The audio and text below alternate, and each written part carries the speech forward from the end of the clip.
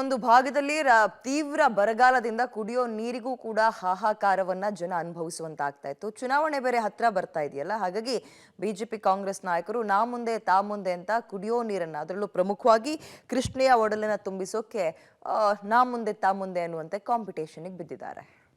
ಬರಗಾಲವನ್ನೇ ದಾಳವಾಗಿಸಿಕೊಳ್ಳೋ plan. ಕೃಷ್ಣೆ ಒಡಲು ತುಂಬಿಸಲು ಕೈಕಮಲ ಪೈಪೋಟಿ.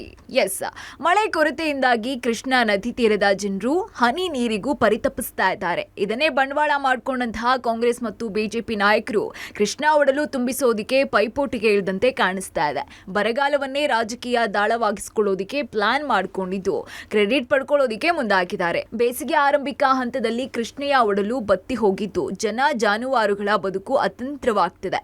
ಹೀಗಾಗಿ ಎರಡು ರಾಜ್ಯದ ನಾಯಕರು ರಾಜಕೀಯ ಮಾಡದೆ ಅಲ್ಲಿನ ಮಂತ್ರಿಗಳ ಜೊತೆ ಚರ್ಚಿಸಿ ನೀರನ್ನ ಹರಿಸೋದಕ್ಕೆ ಜನ ಒತ್ತಾಯಿಸ್ತಾ ಇದ್ದಾರೆ. ಈಗೇನ ಕೃಷ್ಣಾ ನದಿ ಬತ್ತಿ ಹೋಗೈತಿ, ಆ ಬತ್ತಿ ಹೋದಿದ್ರ ಬದಲ ಸರ್ಕಾರಕ್ಕಾಗಿರ್ಬೋದು, ಉಸ್ತುವಾರಿ ಸಚಿವರಾಗಿರ್ಬೋದು, MLA ಅವರಾಗಿರ್ಬೋದು, MP ಅವರಾಗಿರ್ಬೋದು, ದಯಮಾಡಿ 3 ಮಂದಿಗೆ ಒಂದು ಕೈ ಮುಗಿದು ಕೇಳ್ಕೊತೀನಿ. ನೀವು ಈಗಾಗಲೇ ಬರೀ ಇಲೆಕ್ಷನ್ ಬದ್ದಲ್ ಮಾತ್ರ ಮಾತಾಡ್ಲತ್ತೀರಿ ಹೊರತು ಅದ್ರ ಬದ್ದಲ್ ಚರ್ಚೆ ಮಾಡತ್ತೀರಿ ಹೊರತು ಇಲ್ಲಿ ಕೃಷ್ಣಾ ನದಿ ಬತ್ತಿ ಹೋಗೈತಿ, ಮಹಾರಾಷ್ಟ್ರ ಜೊತೆ ಮಾತುಕತೆ ಮಾಡಿ ಅಲ್ಲಿಂದ ನೀರು ಬಿಡಿಸೋಬರೋ ನಿಟ್ಟಿನಲ್ಲಿ ಯಾವುದೇ ಆದ ರೀತಿ ಪ್ರಯತ್ನ ಮಾಡಿದ್ದು ನಮಗೆ ಕಂಡು ಬರ್ತಾ ಇಲ್ಲ. ದಯಮಾಡಿ ನಿಮ್ಮದಾದಂಥ ರಾಜಕೀಯನೂ ಮಾಡ್ರಿ, ಬೇಡ ಅನ್ನಂಗಿಲ್ಲ. ಬಟ್ ಅದನ್ನು ಬಿಟ್ಟು ಈ ನಿಟ್ಟಿನೊಳಗೆ ಮಹಾರಾಷ್ಟ್ರ ಗೌರ್ಮೆಂಟ್ ಜೋಡಿ ಮಾತಾಡಿ, ಯಾಕಂದ್ರೆ MP ಅವರು ಮತ್ತು MLA ಅವರು ಮತ್ತು ಉಸ್ತುವಾರಿ ಸಚಿವರು ನೀವು 3 ಮಂದಿ ಕೂಡಿ ಅದನ್ನ ಪ್ರಯತ್ನ ಮಾಡಿ ನೀರು ಬರುವಂತ ಕೆಲಸ ಮಾಡ್ರಿ. ಇನ್ನು ಬೆಳಗಾವಿ ಪ್ರಭಾವಿ ಕುಟುಂಬ ಕುಡಿಗಳ ಸ್ಪರ್ಧೆಯಿಂದ ಚಿಕ್ಕೋಡಿ ರಣಕಣ ರಂಗೇರ್ತಾ ಇದ್ದು ಬಿಜೆಪಿಯಿಂದ ಹಾಲಿ ಸಂಸದ ಅಣ್ಣಾ ಸಾಹೇಬ್ ಜೊಲ್ಲೆ, ಕಾಂಗ್ರೆಸ್ನಿಂದ ಸತೀಶ್ ಜಾರಕಿಹೊಳಿ ಪುತ್ರಿ ಪ್ರಿಯಾಂಕಾ ಜಾರಕಿಹೊಳಿ ಸ್ಪರ್ಧೆ ಮಾಡಿದ್ದಾರೆ. ತೀವ್ರ ಬರವನ್ನೇ ರಾಜಕೀಯ ಅಸ್ತ್ರವಾಗಿಸಿಕೊಂಡಂತಹ ಬಿಜೆಪಿ ಹಾಗೂ ಕಾಂಗ್ರೆಸ್ ನಾಯಕರು ಕೃಷ್ಣಾ ನದಿ ಪಾತ್ರದ ಜನರ ದಾಹ ತೀರಿಸೋದಕ್ಕೆ ನಾ ಮುಂದು ತಾ ಮುಂದು ಅಂತ ಹೇಳ್ತಿದ್ದಾರೆ.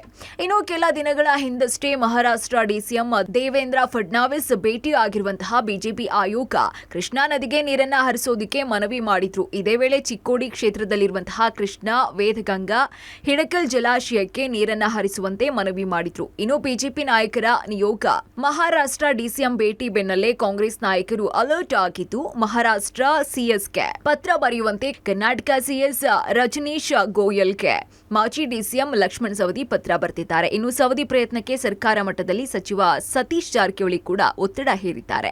ನೋಡಿ, ಈ ಸಾರಿ ಅವ್ರು ಬಿಡೋದು ಕಷ್ಟ, ಯಾಕಂದ್ರೆ ಅವರು ನೀರಿಲ್ಲ ಅಂತ ನಾವು ಎಲ್ಲ ಸಂಪರ್ಕಲಿದ್ದೀವಿ.